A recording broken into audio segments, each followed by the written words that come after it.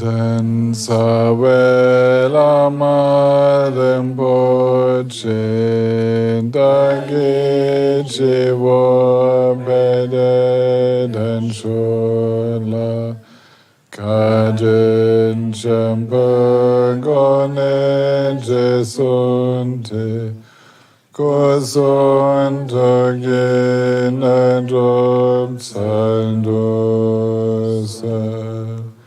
Sangye chadan saki janamla Janjo padu dani kyabsuji Dagi jinso jipesanamji Jola benji sangye dhampasho Sangye chedan sagi janamla Janjo padu dani kyabsuji Dagi jinso jipesanamji Jola benji sangye dhampasho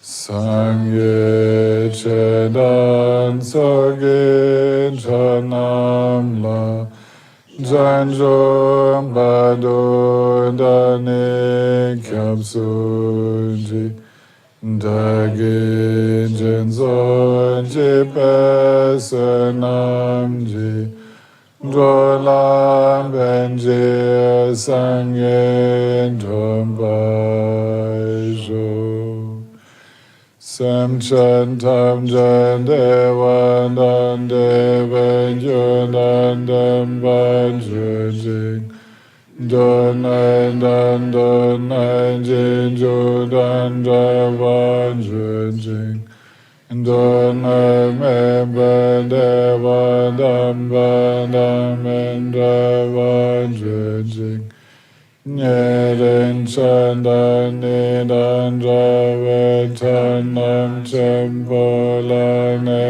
bajajing Samchantam jandevadan devan yunandam bajajing Donan jinjudan javajajing Dona meba devadam badam endravajajing Neren chandan nidan javatanam champolane bajajing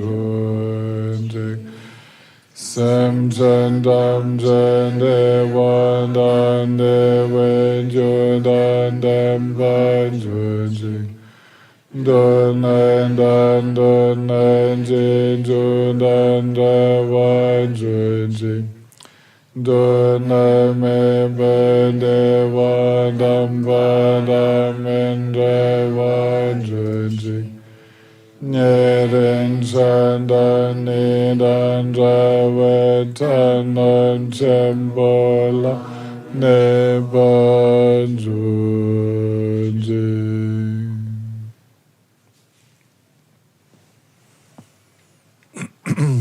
Before we start, I would like to answer to a question in the chat which came in asking if we only practice the preliminaries, will we be practicing Mahamudra? Is it enough?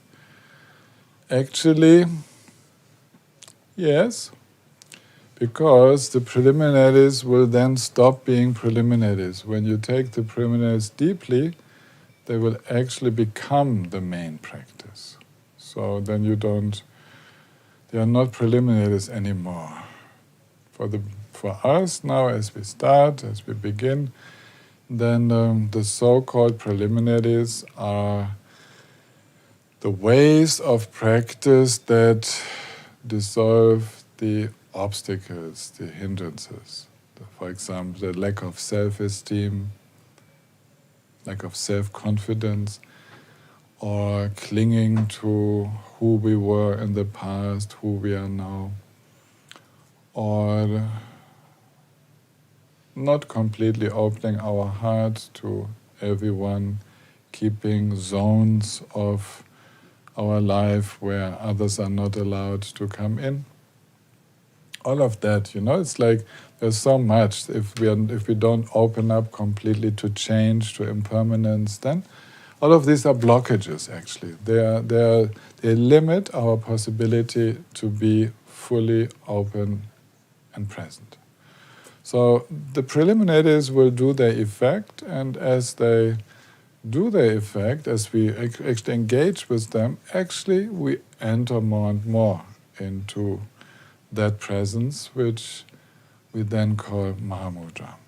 But actually we will see now, today, tomorrow, we will see more of that path of how it develops, because we will see that yes, there are preliminaries, then the preliminaries, they give a certain calm, the stability, the capacity to rest. In that there is more clarity, then there is more insight. The insight meditation develops more and more, which stabilizes the calm abiding. And with the insight, more and more of natural abiding, just so, without an observer, will appear.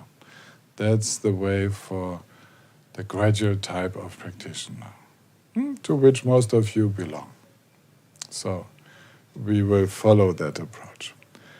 Now today I will continue with some more teachings on shamatha, which is the practice of calm abiding. And in order to practice that, we need to be familiar with the explanations that were given already in the parts of the book dealing with the common approach to shamatha, to calm abiding. So I hope many of you find the time to study again the book, the transcripts, to listen to the audios, and the videos which give the summary. That will fill the gap of understanding for you. Now we enter shamatha from the point of view of Mahamudra. And here I have again a summary of Dakputashi Namgyal's instructions. And the old texts, they all start with the meditation posture. Now, the full-blown meditation posture, what's the speciality of the Mahamudra transmission, is that due to the preliminaries, you are already so relaxed that you can take the 7-point posture of Vajrayana, which I'm going to show to you, which actually you will see very quickly. Can I close that? What happens if I close? Try it out. Well, we will see. How? Not completely, like this. So, what you do is you go into the full Vajra posture. I'm sitting quite low now because the sofa is moving back, so I get it. The seat has to be high enough. And am I still on the screen? You watch that because I can't. You put your thumb at the bottom of the ring finger. These two fingers, the middle finger, the index, they will touch each other, the right hand fingers lying on top of the left hand fingers. And you use the groins in English, the groins here, as a stable support. When you press in there, you cannot slide down. And then, with the back of your wrists, you put, actually the best would be I take off my my shirt now, so otherwise the demonstration will not have much of an effect.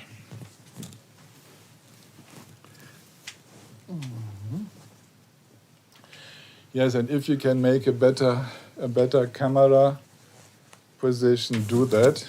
I will not take care of that, I will just show you. So, here, the fingers like this, the wrists go into the groins, so you straighten the elbows until they turn out. Can you see that? Can you see the hand posture? Okay. Then you actually straighten the head a little bit, that you are in the alignment of the spinal cord, which means here, the place where we used to have the fontanelle, this is the highest point. This is where we are kind of connected to the sky, which immediately makes that the chin is coming down a little bit. See this movement. Normally you put yourself into the posture like that. And then, when you look ahead, normally the chin moves up a little. But as I remember to have the fontanelle up top, then the chin comes in a little bit. That's what the text called the chin is being tucked in a little. Now, if you look precisely, you will probably see what I feel, that the sofa is softer on my left side than on the right side. So I'm a little bit tilted. Straight would be here, but then I'm more on the left arm. So I have to balance a little bit. One should be completely straight. The shoulders, here also the shoulders, they should be relaxed. You don't develop tension in the shoulders. Okay? This is the 7-point posture of Vajrayana, which is described in all the Mahamudra texts. Now this is on top of the usual meditation posture. Okay? It makes us straighten up completely. The benefits are enormous. The benefits are such that the energies, for those who can take this posture in a relaxed way, the energies start circulating easily. So this is in addition to the habitual posture. Normally we sit simply like this. Normally we sit like that. We rest the hands in the lap. Often teachers say the thumbs should touch a little bit to maintain, to make like an arc. Okay? And this is not really necessary, but it is very good if you tend to have dullness in your mind. This little bit attention in the thumbs joining to form a circle keeps a little bit higher degree of presence. If your presence is already very much there and you're rather on the agitated side, then place the thumbs down. Don't put them against each other. You can relax more. But know this little trick that you can put them together, and just this little additional awareness is enough. So normal sitting posture would be like this.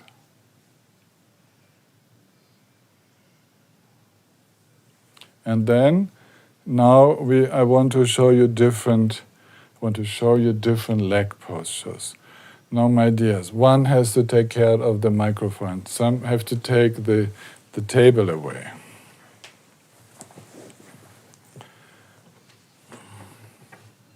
Okay. This is called the lotus or Vajra posture. Okay, you got it? And then there is the half Vajra or half lotus, one leg up. Now, it's good if you also alternate, and sometimes you have the left leg up and the right leg relaxed. And then you have the right leg up and the left leg relaxed. So always look for the balance in the body. Then that is the Bodhisattva posture, where you have both legs flat. Okay? So these are the usual sitting postures. If you can sit like that. But some cannot. So then we have the postures, which are also very good. You can do everything, where you sit like this, and you take, and you take a cushion, which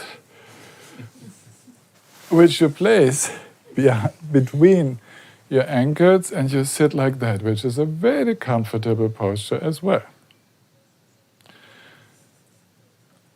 Then you have the wooden bench, okay, which should be a little bit tilted, so that helps you. Here, this is the important thing, that you have the flexibility in the basin, so that here it doesn't get blocked. In all these positions I showed you so far, I have the possibility to move with my spine and to move in this way the pelvic area. And this happens in small oscillations while we meditate. We allow for these little adjustments so that all the time the spine remains relaxed. The problem for a posture is that when we think we have found a good posture, for example, now you would place the hands like this, or you would have another cushion, and you place the hands like that, so that they don't hang in the air. There should be never any stress in maintaining the hand posture. What we usually do when we find a good posture is, that's it.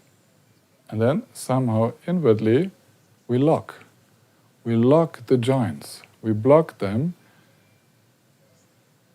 and we wish not to move. And then, after 10-15 minutes, the first tensions start to rise, or after a longer time. Because mentally, we have been clinging to that posture, saying this is the right one, and then we suppress the micro-oscillations of the body, which are constantly going on. So please always allow for that. And I want to show you also the posture of sitting in a chair. Okay. So, sitting on a chair is like that. I should actually be higher, yes. If you sit on a chair, the angle of your legs and knees, this should be able to go into a 90-degree angle, rectangular. Yeah, you should be able to do that. And we open the legs a little bit. So for men this is okay. Ladies can also do like that. You put a little something on your legs so that you feel comfortable.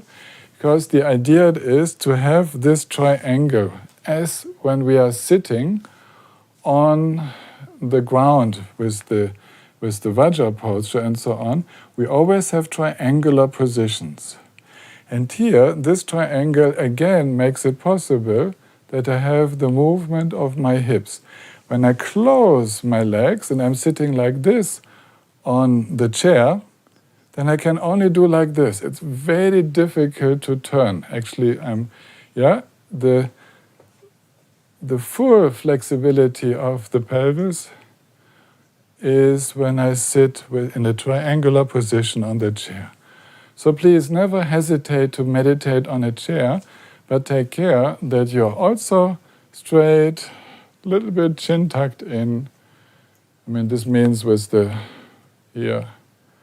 line towards the sky going through the spine, through the atlas, through the fontanella, up into space. If you can feel that, then this is your correct position. Now, all these positions, they are common to all meditative traditions. There is nothing special about this in Mahamudra. The one which was added is the 7-point posture. Okay? For now it's okay, I can continue like this.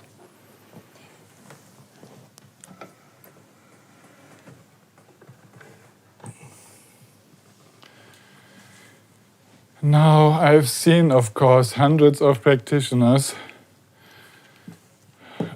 forcing themselves into this 7-point posture without much benefit. Yes, without much benefit.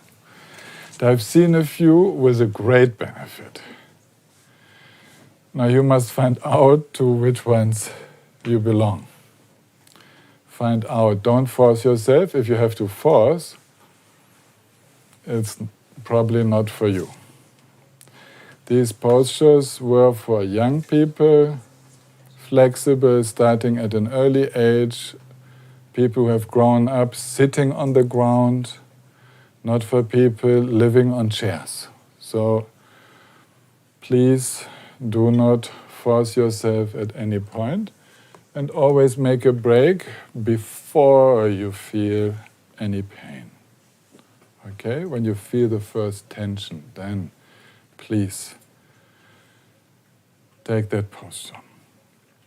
Now, when I teach Mahamudra, you will see me usually doing the contrary of what I was doing now. I usually say, take whatever posture you like, relax back, take a support, lean back, stretch out, even lie down, because relaxation for most of us is so much more important than putting in the extra effort, of straightening up. Most people get tense in their mind just by looking at the posture. Yes?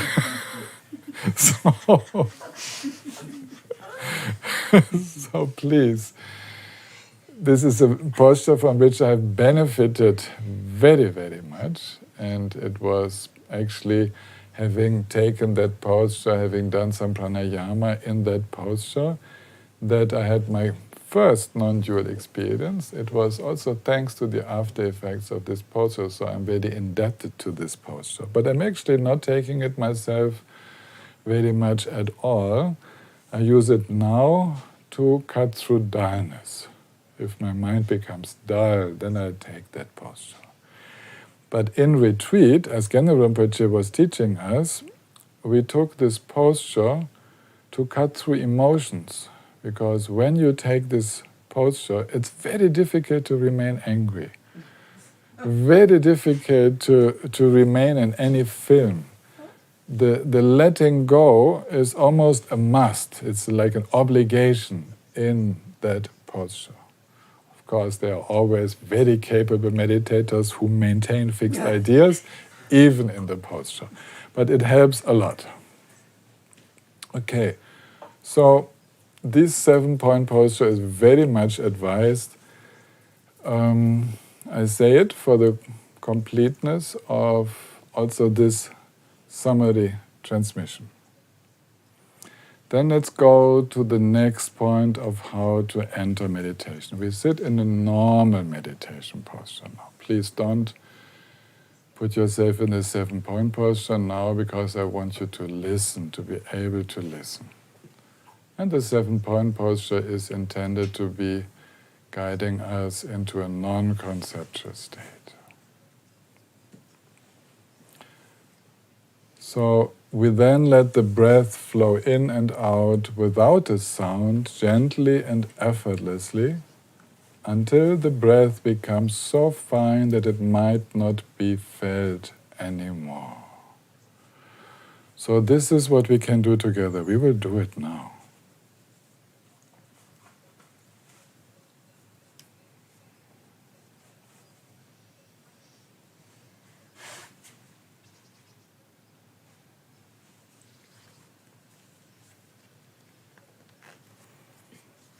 An upright posture, and we allow the breath to flow as it wishes, no control.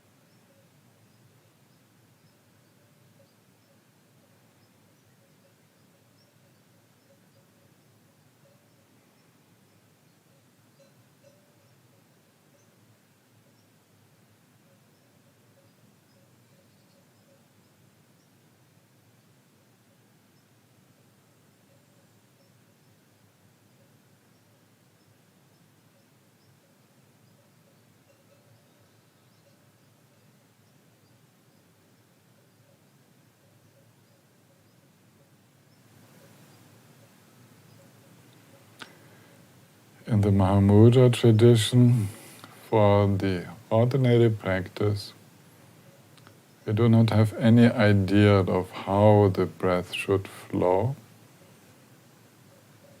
A deep taking of breath can alternate with a shallow one.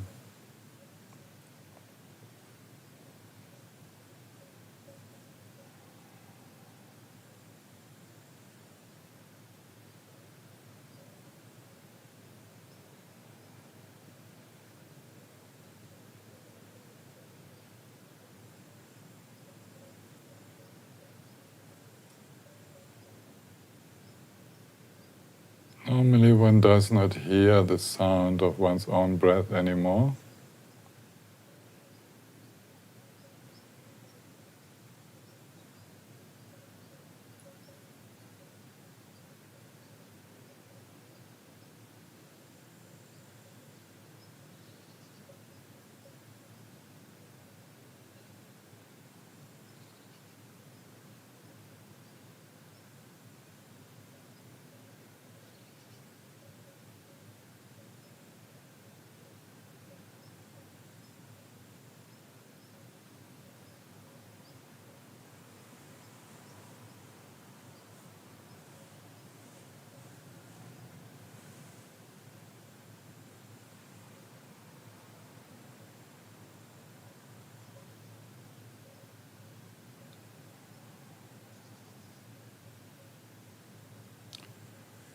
And if we feel tension, we can use the out-breath, more specifically the end of the out-breath, to let go of whatever tensions we might still feel.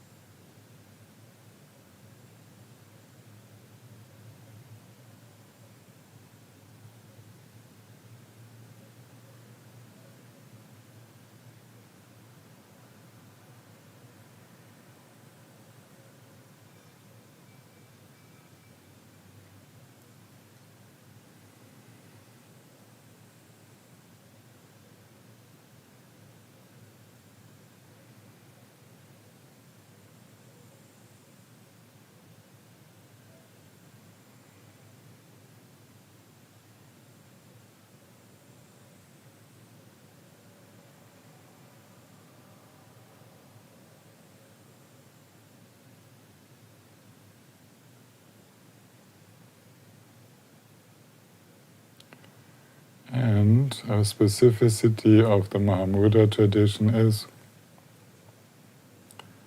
to turn to the quality of trust. The trust to breathe out, trusting that the breath will return by itself.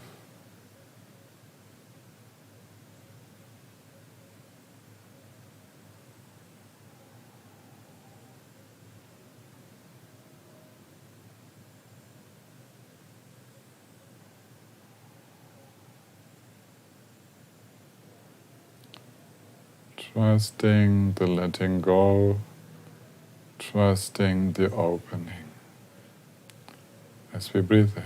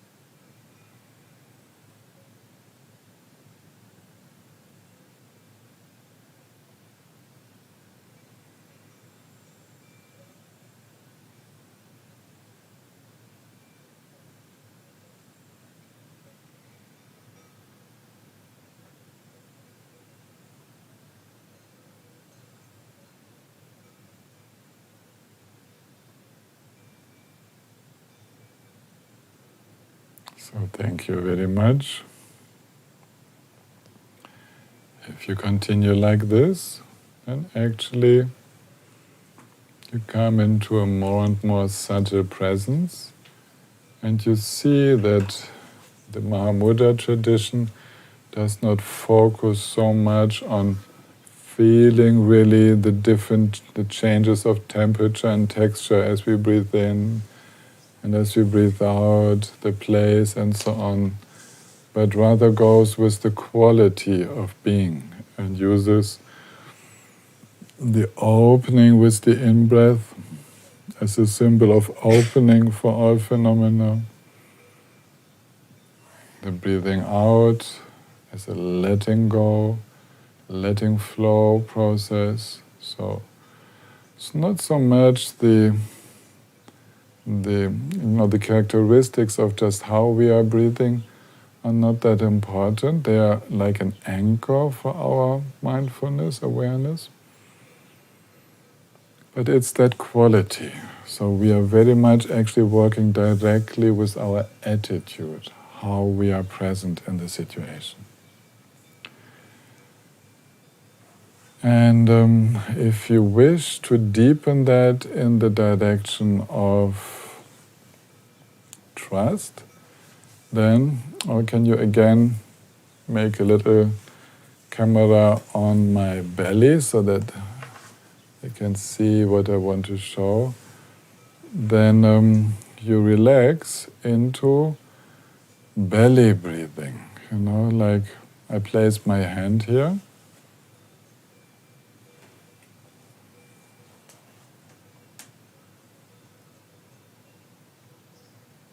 And as the lungs open and release the air, you feel the abdominal wall moving. The belly is extending into the hand, then going back again.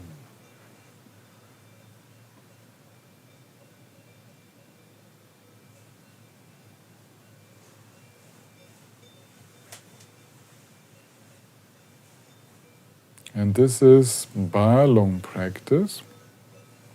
It's a practice of feeling the belly feel like a very soft ball, balloon, like the belly of a baby. When you have become used to it, you can also do it without the hands. The idea is to relax all tensions in the belly and to let the atmosphere of trust enter this very vulnerable place of our being. And this is very much needed because there are so many fears in the epigastrium, in the area of the diaphragm here, in that area, solar plexus area. We relax down from there all the way into the pelvic area. And that's again, it's not meant as a focus of attention, but as an area of developed relaxation. So I advise you very much to work with that. It's one of the practices I used most, and it's one of the practices that Kanu Rinpoche preferred as a bridge into Mahamudra. So this everyone can do. You can walk with it, you can talk with it, you can fall asleep with it. Always this belly presence related to trust.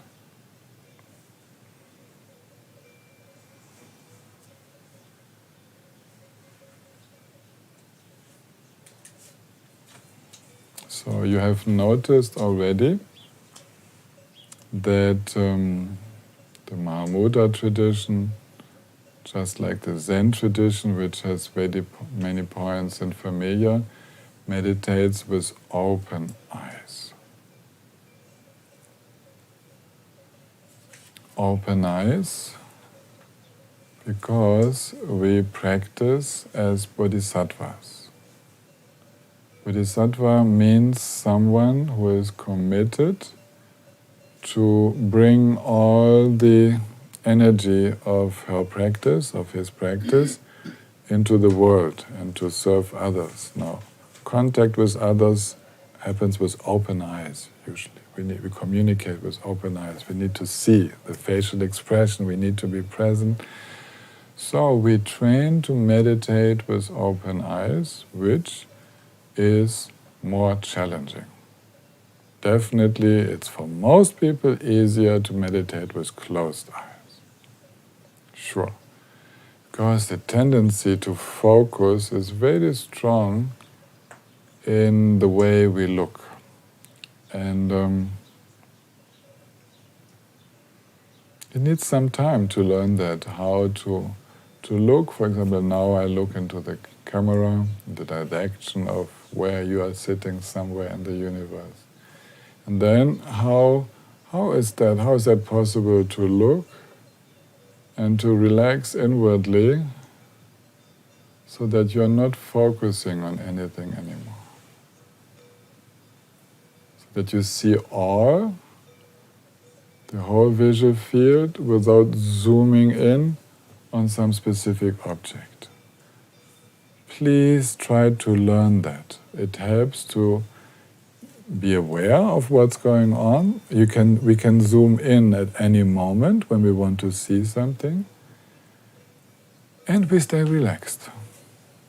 We will then also learn the capacity to actually be very focused, very present, like I'm looking on the flower now, without creating stress in the visual organ. Actually, most people trying to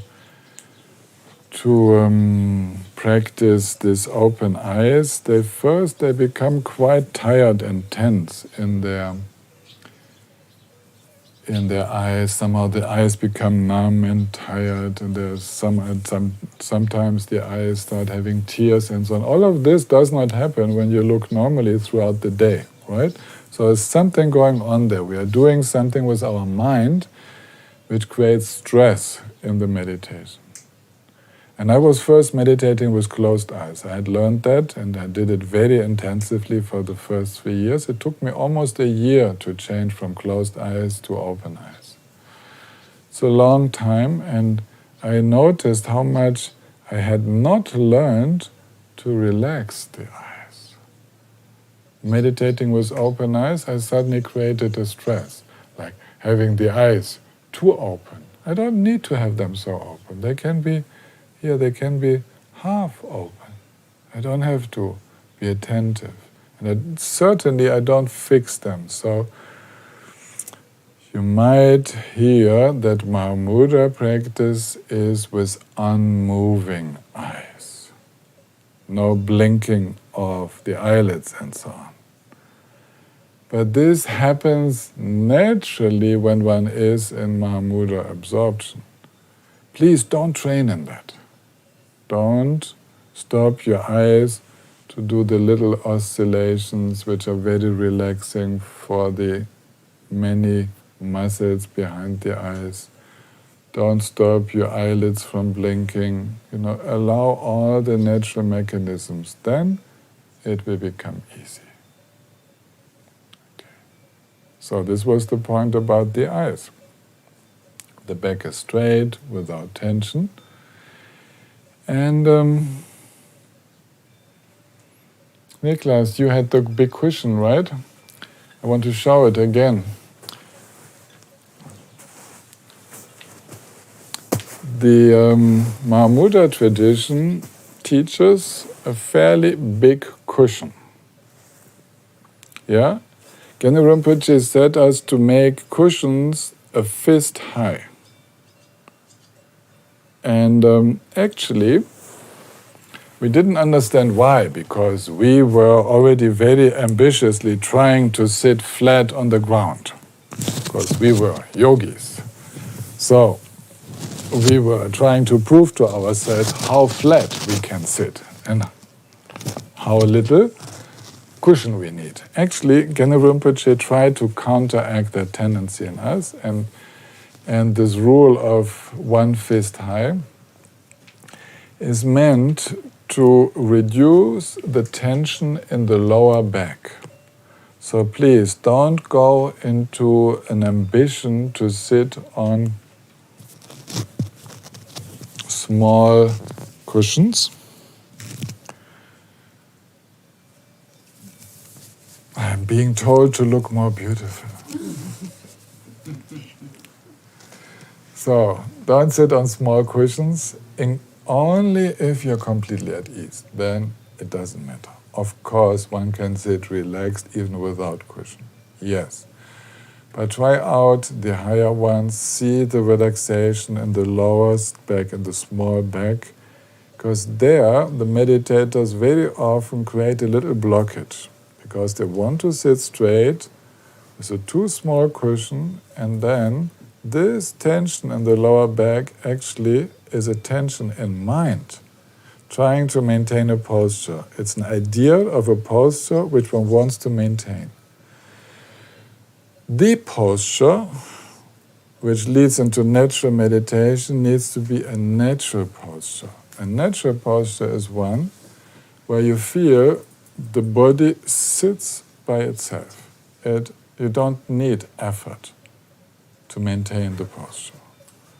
So try to find out how that is for you. I mean, of course, we are all different. And allow yourself to find out the way to sit straight without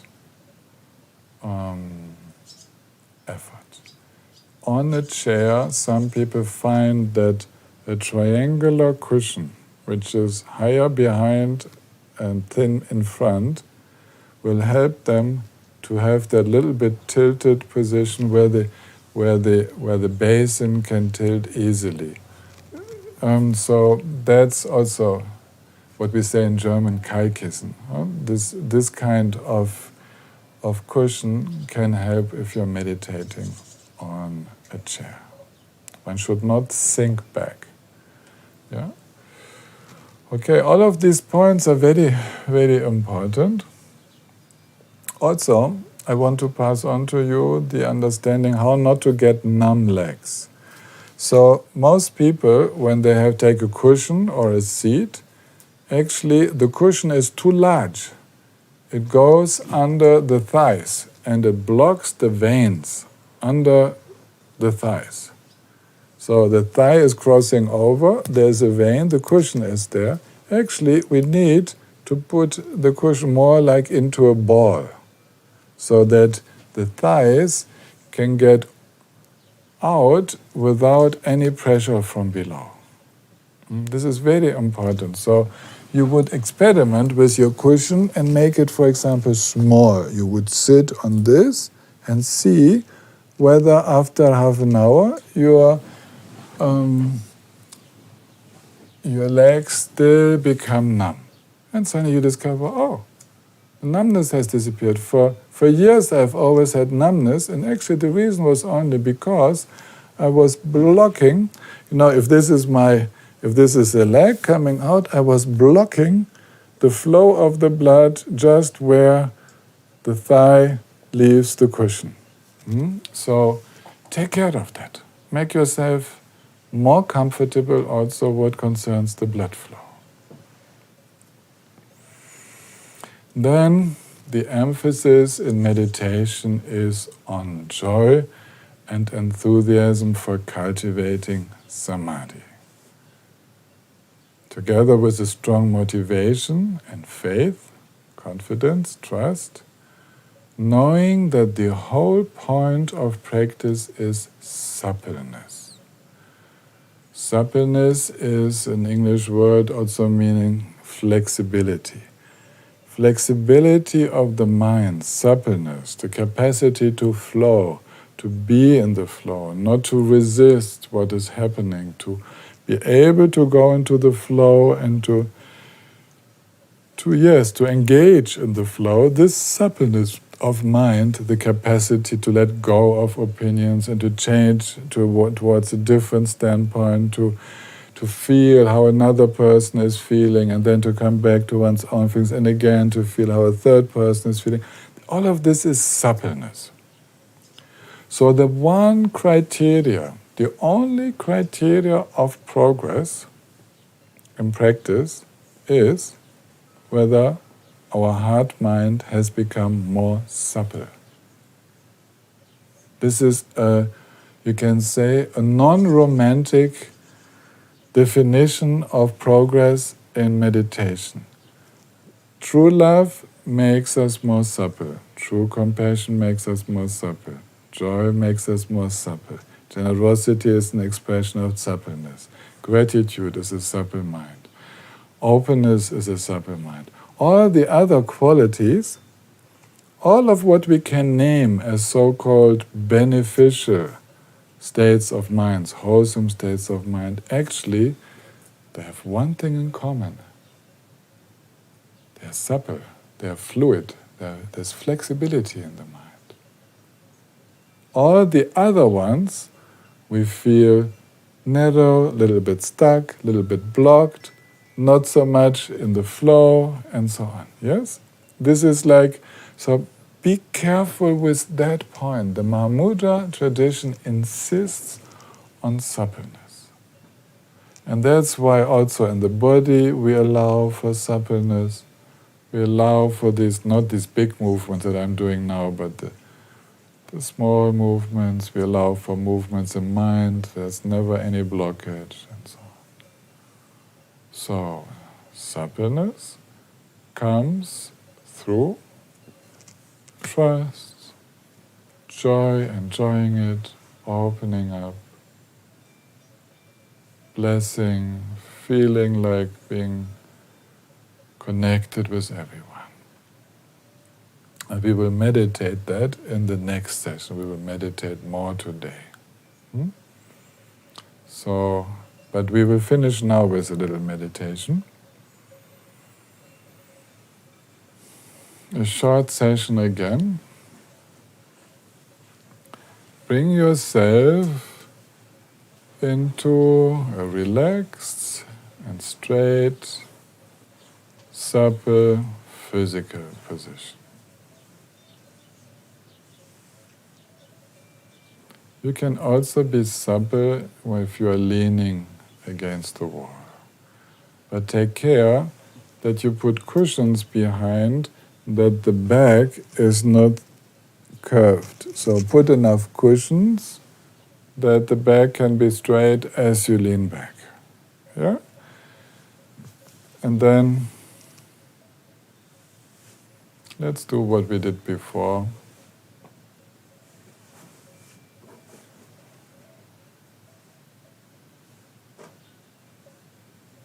Breathing in, breathing out, allowing the breath to find its own rhythm.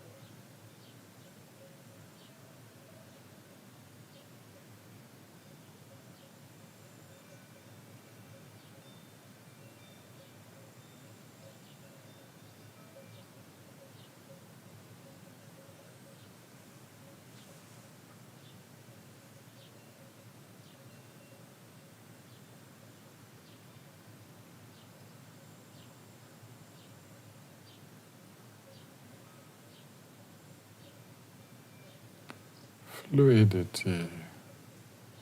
And actually we could say Let's enjoy the fluidity of mind.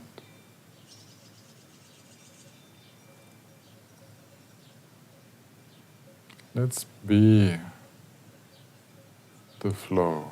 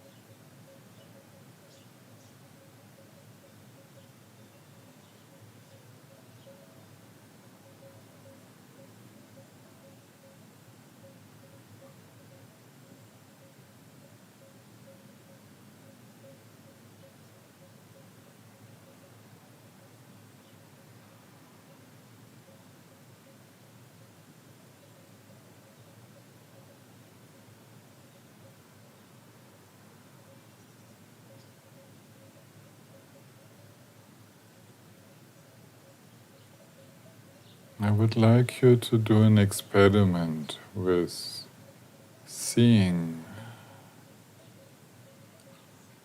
Let your eyes flow slowly.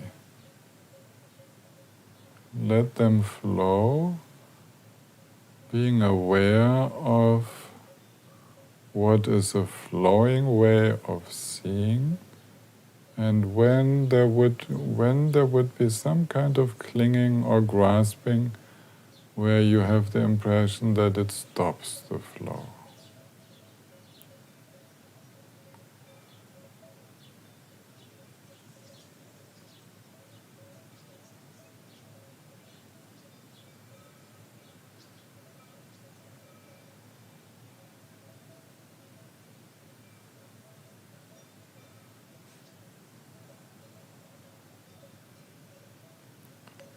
And you might notice that you can even stay with one place in your visual field. The experience of flowing, seeing, visual awareness continues, although we are actually staying with one place, with one object.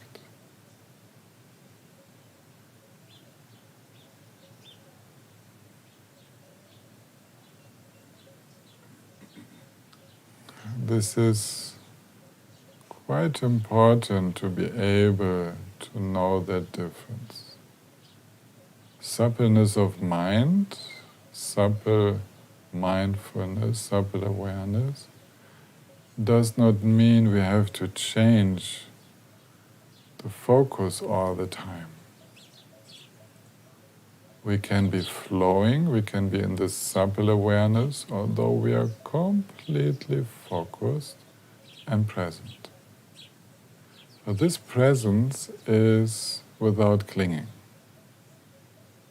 There is no holding on to the previous moment of experience.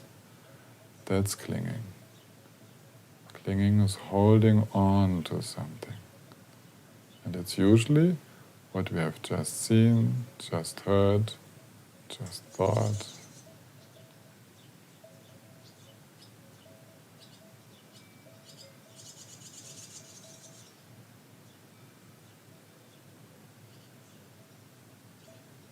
So shamatha practice in the Mahamudra tradition is already being the flow.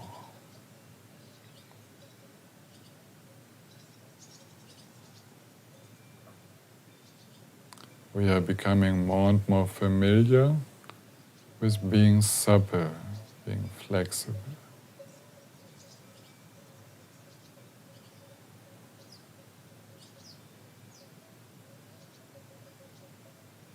And this is very enjoyable. And for fun, please, from time to time, grasp at something, cling to something, then you know the difference.